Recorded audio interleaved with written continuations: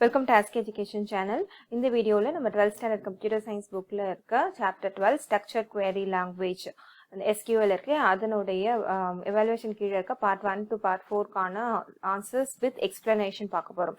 So இந்த சாப்டர்க்கான teaching videos நான் எதுவும் அப்லோட் பண்ணல. அதுக்கு பதிலா இந்த क्वेश्चन ஆன்சர்ஸ் பாக்கும்போது அதற்கான எக்ஸ்பிளனேஷனும் வந்து நான் டீடைலா உங்களுக்கு கொடுக்கிறேன்.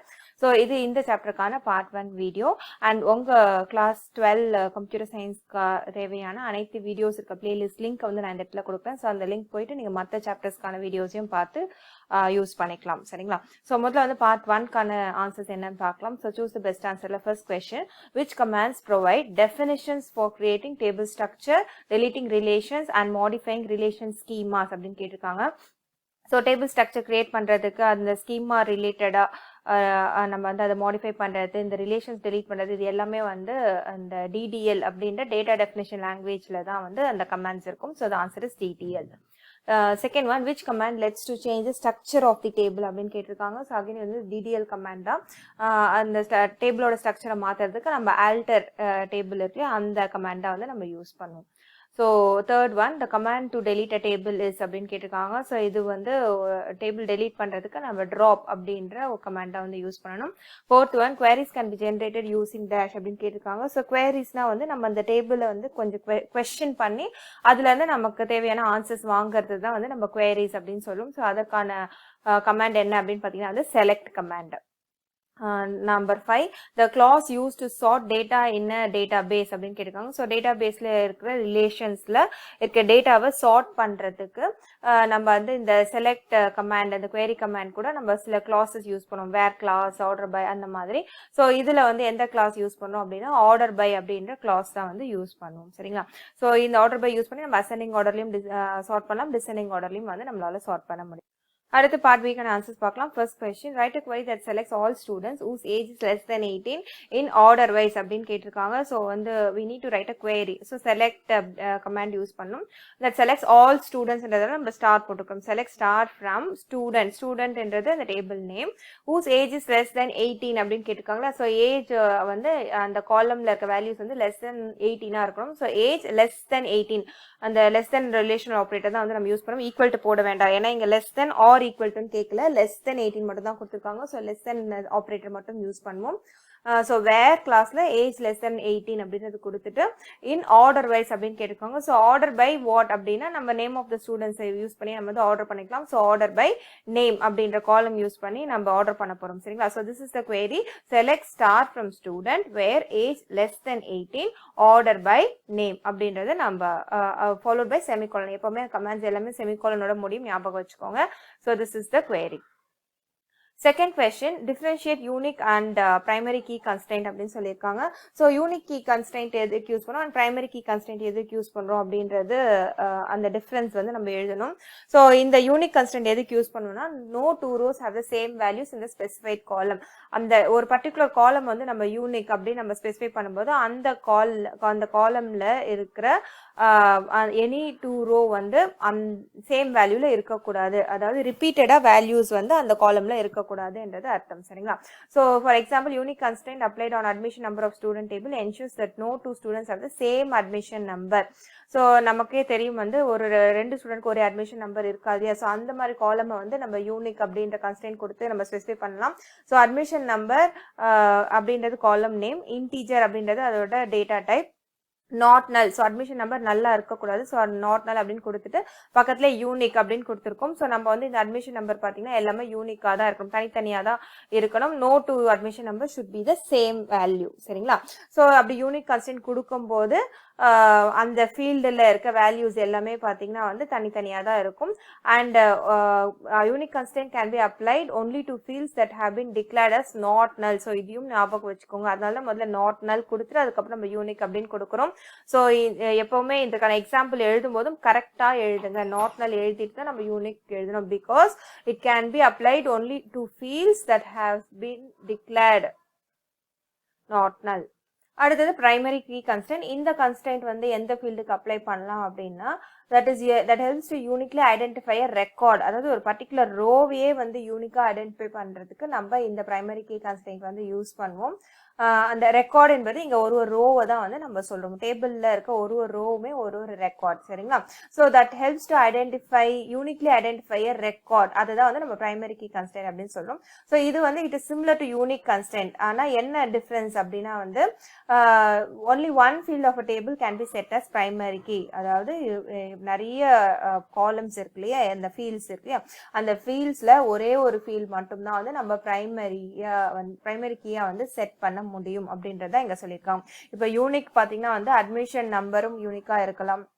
அதே மாதிரி எக்ஸாம் நம்பர் இல்ல எம்ப்ளாயி நம்பர் வேற ஏதாச்சும் ஒரு ஃபீல்ட கூட நம்ம யூனிக் அப்படின்றது கொடுக்க முடியும். ஆனா பிரைமரி கீ பாத்தீங்கன்னா ஒரே ஒரு ஃபீல்ட மட்டும்தான் வந்து நம்ம பிரைமரி கீயை செட் பண்ண முடியும். And the primary key does not allow null values and therefore a field declared as primary key must have the not null constraint. So unique key எப்படி not null இருக்கணும், அதே மாதிரி primary key constraintமே வந்து not null இருக்கணும். So அதுவும் வந்து இங்க specify பண்ணிருக்காங்க. So அதுக்கான எக்ஸாம்பிள் பாருங்க. இப்போ சேம் எக்ஸாம்பிள் அட்மிஷன் நம்பர் தான், இப்போ வந்து யூனிக் பதிலா வந்து பிரைமரி கீ கன்ஸ்ட்ரெயின்ட் வந்து அப்ளை பண்ணிருக்காங்க. So this is also an example. ஓகேவா? ஸோ ரெண்டுத்துக்கும் உள்ள வித்தியாசம் என்னன்னா வந்து யூனிக் கன்ஸ்ட்ரெயின்ட் வந்து அந்த ஃபீல்ட்ல இருக்க வேல்யூஸ் வந்து ரிப்பீட் ஆகக்கூடாது அப்படின்றத வந்து பார்த்துக்கும். பிரைமரி கீ பார்த்தீங்கன்னா அந்த ரெக்கார்டே வந்து அந்த டேபிள்ல மறுபடியும் ரிப்பீட் ஆகக்கூடாது அப்படின்றத வந்து பார்த்துக்கும். And only one field can be declared as a primary key, but ஆனா unique constraint வந்து நம்ம 2-3 fieldsக்கு அப்ளை பண்ணலாம். ஸோ அது ரெண்டுமே வந்து டிஃபரன்ஸ். ஓகேவா? அடுத்தது write the difference between table constant and காலம் கன்ஸ்டன்ட் அப்படின்னு சொல்லியிருக்காங்க. ஸோ காலம் கன்ஸ்டன்ட் பார்த்தீங்கன்னா ஒரு இண்டிவிஜுவல் காலத்துக்கு மட்டும் தான் அப்ளை பண்ண முடியும். அண்ட் டேபிள் கன்ஸ்டன்ட் பார்த்தீங்கன்னா it applies to group of 1 or more columns. So இதுக்கு முன்னாடி பார்த்த எக்ஸாம்பிளே வந்து நம்ம எடுத்துக்கலாம். இப்போ காலம் கன்ஸ்ட்ரெயின்ட்னா அந்த ஒரு பர்டிகுலர் காலத்துக்கு மட்டும்தான் பர்டிகுலர் ஃபீல்டுக்கு மட்டும்தான் அப்ளை பண்ண முடியும்னு சொன்னாங்க இல்லையா. ஸோ அப்போ அந்த யூனிக் கன்ஸ்ட்ரெயின்ட் நம்ம பார்த்தாலே தட் இஸ் அ காலம் கன்ஸ்ட்ரெயின்ட். டேபிள் கன்ஸ்ட்ரெயின்ட் பார்த்தீங்கன்னா வந்து 1 or more காலம்ஸ் சேர்த்து நம்ம வந்து அப்ளை பண்ணலாம் அப்படின்னு சொல்லியிருக்காங்க. ஸோ டேபிள் கன்ஸ்ட்ரெயின்ட்க்கு எக்ஸாம்பிள் என்ன நம்ம அடுத்ததுல பார்க்கலாம். ஸோ ஃபர்ஸ்ட் காலம் கன்ஸ்ட்ரெயின்ட்க்கு பாருங்க. அட்மிஷன் நம்பர் வந்து நம்ம பிரைமரி கீ செட் பண்ணிருக்கோம். ஸோ பிரைமரி கீ பார்த்தீங்கன்னா it can be apply to only one individual காலம் அப்படின்றத நம்ம பார்த்தோம் இல்லையா. So this above command creates a table student in which the field admission number of integer type is defined not null. So not nullum இருக்கணும் and அது வந்து primary கீயாவும் set பண்ணிருக்கு. So மற்ற கேரக்டர்ஸ் மற்ற ஃபீல்ட்ஸ்க்குலாம் வந்து எந்த கன்ஸ்ட்ரெயின்ட்ஸுமே இல்லை. So this is an example for column constraint. And இது வந்து டேபிள் கன்ஸ்ட்ரெயின்ட்கான example. So when the constraint is applied to a group of fields of a table, it is known as table constraint. So அதற்கான example இங்க பாருங்க. மறுபடியும் primary கீயை தான் வந்து இங்கேயும் அப்ளை பண்ணிருக்காங்க. ஆனால் பிரைமரி கீயை வந்து கம்பைன்டு 2 காலம்ஸ். ஸோ இந்த பிரைமரி கீ எப்படி செட் பண்றாங்க பாருங்க. டேபிள் கன்ஸ்ட்ரெயின்ட் எப்பவுமே வந்து நம்ம அந்த டிக்ளரேஷன் இருக்கு அதுல லாஸ்டா தான் வந்து ஸ்பெசிஃபை பண்ணோம். ஸோ அந்த டெஃபினேஷன்ல லாஸ்டா தான் டேபிள் டெஃபினேஷன்ல லாஸ்டா தான் பிரைமரி கீ இந்த டேபிள் கன்ஸ்ட்ரெயின்ட்டை கொடுக்கணும். So the table constraint is normally given at the end of the table definition. So இந்த மாதிரி ஒரு டேபிள் கிரியேட் பண்றாங்க ஸ்டூடெண்ட் 1 அப்படின்னு டேபிள் கிரியேட் பண்ணும்போது என்ன பண்ணிருக்காங்கன்னா இந்த ஃபர்ஸ்ட் டைமையும் லாஸ்ட் டைமையும் வந்து பிரைமரி கீயா செட் பண்ணிருக்காங்க. ஸோ அதுதான் வந்து நம்ம டேபிள் கன்ஸ்ட்ரெயின்ட் அப்படின்னு சொல்லியிருக்கோம். ஸோ தனியா தான் அதை ஸ்பெசிஃபை பண்ணணும். சரிங்களா?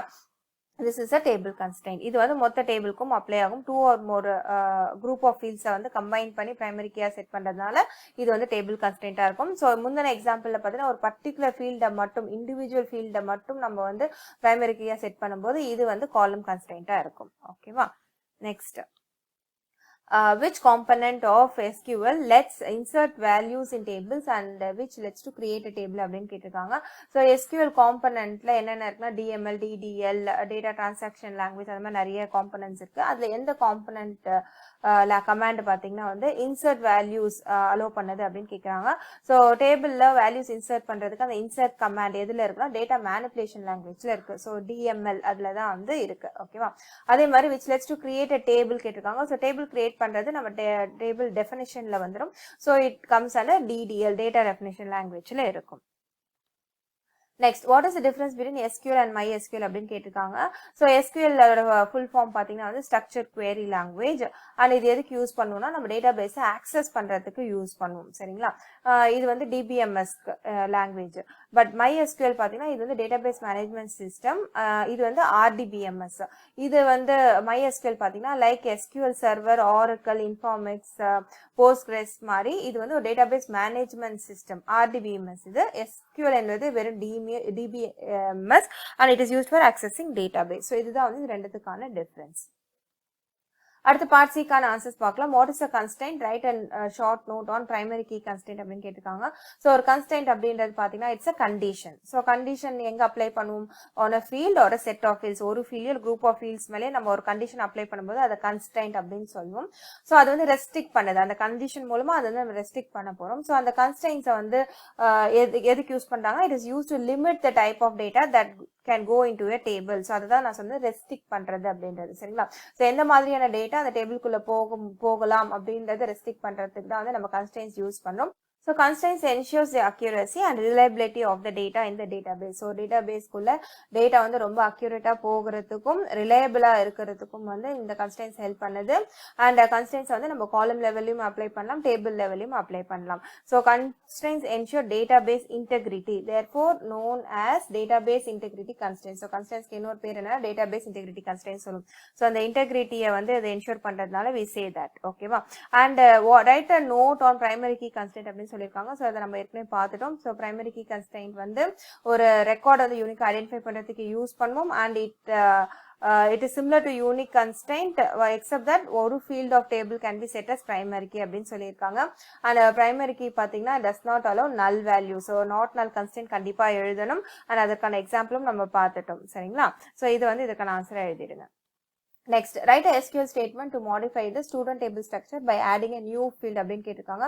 So the table name வந்து student and அது கூட நம்ம என்ன பண்ணா ஒரு new field வந்து add பண்ணணும் அப்படின்னு சொல்றாங்க. So அந்த table structure modify பண்ண போறோம். So modifying the table structureக்கு என்ன command அப்படின்னா alter table command தான் நம்ம யூஸ் பண்ண போறோம். So alter table name and column add பண்றதுக்கு நம்ம add அப்படின்ற command யூஸ் பண்ணுவோம். So add column name and அந்த காலத்தோட data type and size நம்ம specify பண்ணலாம். So இதெல்லாம் வந்து optional. சரிங்களா? So the question கான ஆன்சர் எழுதலாம். SQL statement எழுத போறோம். modify the student table இல்லையா? So table name என்னது? student. So alter table student add and எதை நம்ம ஆட் பண்ண போறோம்? ஒரு நியூ ஃபீல்ட் ஆட் பண்ணணும்னு சொல்லியிருக்காங்க. ஸோ எந்த ஃபீல்டா வேணா இருக்கலாம். ஸோ நம்ம இப்போ வந்து ஒரு காலம் அட்ரஸ் அப்படின்ற காலம் வந்து ஆட் பண்ணலாம். அதோட டேட்டா டைப் பார்த்தீங்கன்னா வந்து character. So add address and char அப்படின்னு போட்டு நம்ம செமிகாலம் கொடுக்கலாம். ஸோ இந்த இடத்துல நம்ம ஸ்பெசிஃபை பண்ண சைஸ் ஸ்பெசிஃபை பண்ணலாம். நமக்கு வேணும்னா சைஸ் கூட நம்ம ஸ்பெசிஃபை பண்ணிக்கலாம். ஓகேவா? bracketsல 10, 15, 20 அப்படின்னு நம்ம கொடுக்கும்போது that defines the size of this address column. ஓகேவா? write any 3 DDL commands அப்படின்னு சொல்லிருக்காங்க. ஸோ DDL commands தான் data definition language command. So அதில் முதல் கமாண்டா வந்து நம்ம create table command பார்க்கலாம். ஸோ இந்த create table command எதுக்கு யூஸ் பண்ணுவோம்னா நம்ம ஒரு டேபிள புதுசாக கிரியேட் பண்றதுக்கு we use this command. So இந்த கமாண்ட் கொடுக்கும்போது நம்ம அந்த காலம் நேம்ஸ் அதோட டேட்டா டைப் அண்ட் சைஸஸ் வந்து ஸ்பெசிஃபை பண்ணணும். And each table must have at least one column. ஒரு காலமாச்சும் நம்ம வந்து கிரியேட் பண்ணாதான் ஒரு டேபிள் வந்து கிரியேட் ஆகும். ஸோ அதுதான் இங்க சொல்லியிருக்காங்க. Each table must have at least one column. ஒரு காலம் ஆச்சு நம்ம ஸ்பெசிஃபை பண்ணோம். ஸோ இது சின்டாக்ஸ் பாருங்க. create table followed by the table name and bracketsல பாத்தீங்கன்னா வந்து அந்த list of column names, data types and sizes specify பண்ணலாம். இதுல column name and data type நம்ம கண்டிப்பா சொல்லணும். size வந்து optional அப்படின்றதுனால square brackets குள்ள மென்ஷன் பண்ணிருக்காங்க. சரிங்களா? சோ எத்தனை நம்பர் ஆஃப் காலம்ஸ் வேணா கொடுக்கலாம். அட்லீஸ்ட் ஆனா ஒரு காலம் ஆச்சு இருக்கணும். சோ இது வந்து create tableக்கு. அடுத்தது alter command. alter command எதுக்கு யூஸ் பண்ணுவோம்னா நம்ம வந்து ஒரு டேபிள் ஸ்ட்ரக்சரை மாடிஃபை பண்றதுக்கு. ஸோ அதுல இருக்க காலத்தை வந்து நம்ம புதுசா காலம் ஆட் பண்ணலாம், இல்லை இருக்கிற காலமை ரீநேம் பண்ணலாம், இல்லை டெலீட் பண்ணலாம். ஸோ அந்த மாதிரி நம்ம இருக்கிற டேபிள் ஸ்ட்ரக்சரை ஆல்டர் பண்றதுக்கு நம்ம alter command யூஸ் பண்ணுவோம். ஸோ இதற்கான கமாண்ட் பார்த்தீங்கன்னா alter table the table name and add பண்ணோம்னா add அப்படின்றது நம்ம கொடுக்கணும். add new column name and அதோட டேட்டா டைப் அண்ட் சைஸ் அப்படின்னு கொடுக்கலாம். ஸோ இது வந்து எக்ஸாம்பிள். ஓகேவா? அடுத்தது truncate command. So truncate command எதுக்கு யூஸ் பண்ணுவோம் அப்படின்னா வந்து இந்த டேபிள்ல இருக்க எல்லா ரோஸையும் வந்து டெலீட் பண்றதுக்கு நம்ம வந்து truncate command யூஸ் பண்ணுவோம். ஸோ அப்படி truncate command யூஸ் பண்ணும்போது என்ன ஆகும்னா அந்த டேபிளோட ஸ்ட்ரக்சர் அப்படியே இருக்கும். அதாவது அந்த காலம் ஃபீல்ட் நேம்ஸ்லாம் இருக்கு இல்லையா? இப்போ எத்தனை ஃபீல்டு இருக்கோ 5 ஃபீல்டு இருக்குன்னா 5 ஃபீல்டு தான் அதோட ஸ்ட்ரக்சர். ஸோ அந்த ஸ்ட்ரக்சர் வந்து அப்படியே இருக்கும். அந்த டேபிளோட ரோஸ் மட்டும் டெலீட் ஆயிட்டு அந்த ஸ்பேஸ் வந்து ஃப்ரீ ஆயிடும் அப்படின்னு சொல்றாங்க. அந்த space is freed from the table அப்படின்னு சொல்லியிருக்காங்க. ஸோ அந்த டேபிள் ஸ்ட்ரக்சர் அப்படியே இருக்கும், only the rows will get deleted. அப்போ அதுக்கு நம்ம வந்து truncate command யூஸ் பண்ணலாம். So truncate table table name அப்படின்றது தான் வந்து இதனுடைய command. So all the commands பார்த்தீங்கன்னா செமிகாலனோட முடியணும், அதை ஞாபகம் வச்சுக்கோங்க. அடுத்தது drop table command. So drop table ஒரு டேபிளை வந்து கம்ப்ளீட்டாக டேட்டா பேஸ்லேருந்து ரிமூவ் பண்ணுறதுக்கு நம்ம ட்ராப் டேபிள் யூஸ் பண்ணுவோம். ஸோ அதோட ஸ்ட்ரக்சரும் போயிடும். ஸோ அப்போ வந்து நம்ம என்ன கமாண்ட் யூஸ் பண்ணால் drop table table name followed by semicolon. So இந்த டேபிளோட கம்ப்ளீட் ஸ்ட்ரக்சர் எல்லாமே வந்து டெலீட் ஆகிடும். ஸோ ட்ராப் டேபிள் பண்றதுக்கு முன்னாடி நம்ம வந்து அதை ரோஸ் எல்லாத்தையும் டெலீட் பண்ண பிறகுதான் நம்மளால கமாண்ட் யூஸ் பண்ண முடியும். ஸோ ட்ராப் டேபிள் யூஸ் பண்றதுக்கு முன்னாடி அதில் இருக்க ரோஸ் எல்லாத்தையும் டெலீட் பண்ணணும் அப்படின்றத ஞாபகம் வச்சுக்கோங்க, சரிங்களா? அண்ட் அடுத்தது write the use of save point command with an example. So இந்த சேவ் பாயிண்ட் கமாண்ட் எதுக்கு யூஸ் பண்ணுவோம் அப்படின்னா, it is use to temporarily save a transaction so that you can roll back to the point whenever required அப்படின்னு சொல்லியிருக்காங்க. So இப்போ வந்து நம்ம இந்த டேபிளில் வந்து ஒரு டிரான்சாக்ஷன் பண்ணிகிட்டே இருக்கோம் அப்படின்னா, ஸோ அந்த ஒரு குறிப்பிட்ட இடத்துல நம்ம வந்து சேவ் பாயிண்ட் கொடுத்து சேவ் பண்ணும்போது அந்த இடத்துல வந்து ஒரு மார்க் மாதிரி பண்ணி வச்சுக்கும். ஸோ நம்ம வந்து அதன் பிறகு மறுபடியும் வந்து வேறு பிள்ளை டிரான்சாக்ஷன்ஸ் பண்ணிவிட்டு நம்ம டிரான்சாக்ஷன் பண்ணி முடித்த பிறகு நமக்கு மறுபடியும் பழைய இடத்துக்கு நம்ம எந்த இடத்துல சேவ் பாயிண்ட் மார்க் பண்ணமோ அதே இடத்துல வந்து நம்ம டேபிளை வந்து சேவ் பண்ணி வைக்கணும் அப்படின்னா we can go for that particular save point. So அதுதான் வந்து இங்கே கொடுத்துருக்காங்க. The different states of our table can be saved at any time using different names and the roll back to the state can be done using the rollback command அப்படின்னு சொல்லியிருக்காங்க. So ஒரு transaction நம்ம டேபிளில் வந்து ஒரு 10 transaction பண்ணோம். So ஒரு transaction முடிஞ்ச பிறகு நம்ம ஒரு சேவ் பாயிண்ட் கொடுத்து நம்ம மார்க் பண்ணி வச்சுக்கலாம். ஸோ அது வந்து ஒரு டெம்பரரியாக வந்து சேவ் பண்ணி வச்சுக்கும்.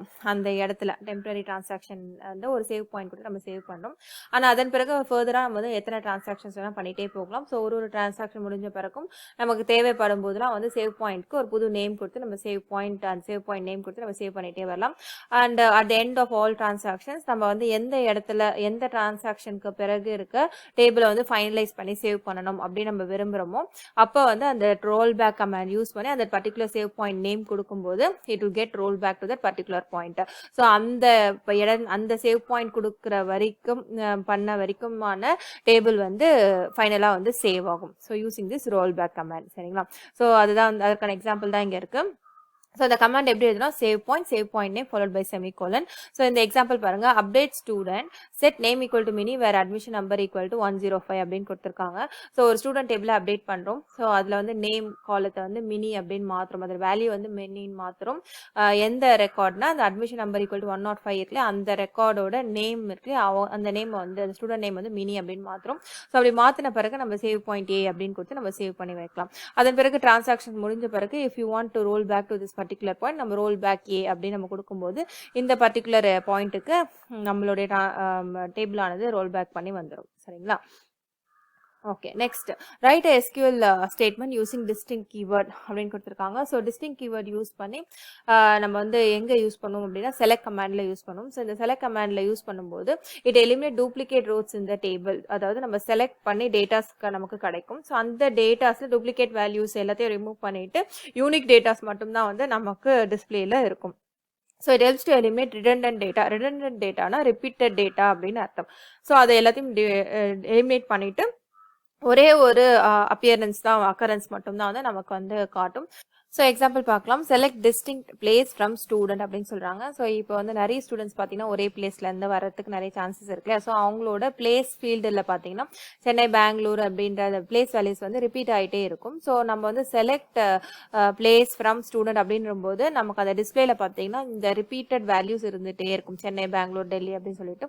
ஸோ நமக்கு எந்தெந்த இடத்துல இருந்து ஸ்டூடெண்ட்ஸ் வராங்க அப்படின்றது மட்டும் தெரிஞ்சுக்கிட்டா போதும் அப்படின்னா வந்து நம்ம அப்போ செலக்ட் டிஸ்டிங்க் அப்படின்ற கீவேர்ட் யூஸ் பண்ணி டிஸ்டிங்க் பிளேஸ் ஃப்ரம் ஸ்டூடெண்ட் அப்படின்னு கொடுக்கும்போது இந்த ரிப்பீட்டட் வேல்யூஸ் எல்லாமே வந்து ரிமூவ் ஆகிட்டு எலிமினேட் ஆகிட்டு ஒரே ஒரு அப்பியரன்ஸ் மட்டும்தான், எல்லா பிளேசஸோட ஒரே ஒரு அப்பியரன்ஸ் மட்டும்தான் வந்து நமக்கு டிஸ்பிளேல இருக்கும். So this will display the following data as follows அப்படின்னு. ஸோ பிளேஸ் ஃபீல்டு கீழே இருக்க வேல்யூஸ் வந்து இப்படி டிஸ்பிளே ஆகும், சரிங்களா? ஸோ இது வந்து தப்பாக இருக்குது. ஸோ அதை ஸ்ட்ரைக் அவுட் பண்ணிடுங்க. ஓகே, ஸோ நெக்ஸ்ட் பார்ட் டிக்கான ஆன்சர்ஸ் வந்து நான் அடுத்த வீடியோவில் அப்லோட் பண்ணுறேன். அண்ட் இந்த வீடியோவில் எதாவது டவுட்ஸ் இருந்துச்சுன்னா நீங்கள் கமெண்ட் செக்ஷனில் போஸ்ட் பண்ணுங்கள். அந்த வீடியோ பிடிச்சிருந்தா லைக் பண்ணுங்கள். அண்ட் இது வரைக்கும் ஆஸ்க் எஜுகேஷன் சேனல் சப்ஸ்கிரைப் பண்ணாதவங்க மறக்காமல் இந்த சேனலுக்கு சப்ஸ்கிரைப் பண்ணிட்டு உங்கள் ஃப்ரெண்ட்ஸ்களும் ஷேர் பண்ணுங்கள். தேங்க்யூ ஃபார் வாட்சிங் திஸ் வீடியோ.